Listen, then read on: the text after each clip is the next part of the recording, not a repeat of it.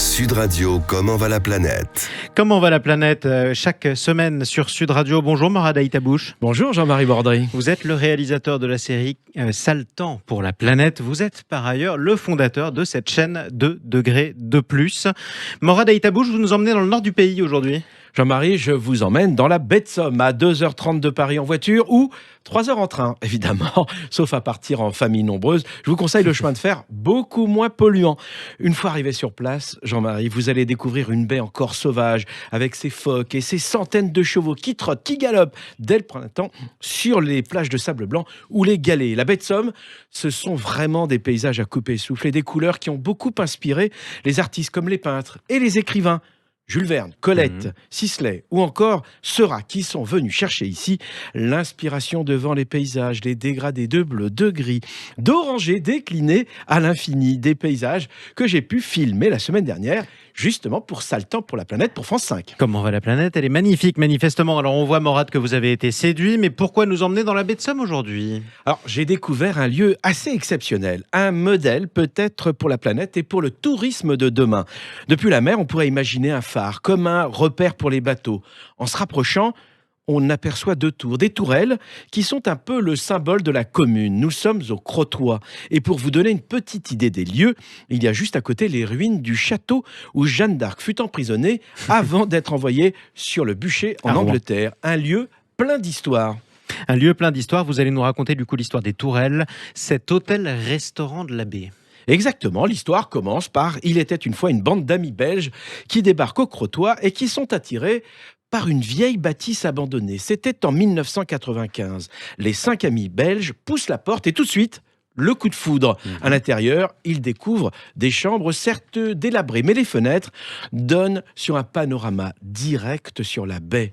180 degrés, exceptionnel. Et la magie des lieux qui offrent chaque saison des images très différentes. Alors... Ils vont acheter le bâtiment. Ouais. Mais là où le projet devient vraiment original, c'est qu'ils décident d'embarquer dans cette aventure qui s'annonce d'autres amis. Au début, ils étaient 5, puis 10, puis 100. Aujourd'hui, ils sont près de 250 actionnaires qui mettent la main à la poche. Mais pas un euro de bénéfice ne retourne dans leur poche. Pas un euro. Tout est réinvesti. Mais alors justement, ils réinvestissent dans quoi ? Alors, quand j'étais sur place en tournage, le gérant des lieux supervisait un chantier de rénovation.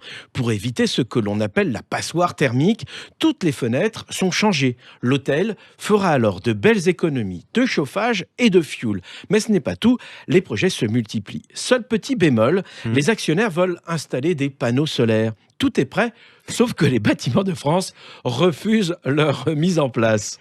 C'est pas encore justement autorisé, mais alors pour quelle raison? Ça, c'est difficile à comprendre. Jean-Marie, ils se sont fait sonner les cloches car il y a une église à proximité. Elle est classée et en France, et il est interdit de poser sur les toits des panneaux photovoltaïques quand une église, paroisse, abbaye se trouve à côté, c'est-à-dire à moins de 50 mètres environ. Bizarre, hein? Surtout que là, il s'agit juste de faire des économies d'énergie. Ça permet d'éviter d'utiliser des énergies fossiles et polluantes. Les propriétaires, heureusement, ont plus d'une idée. Il y a quelque temps, ils décident de créer un potager bio.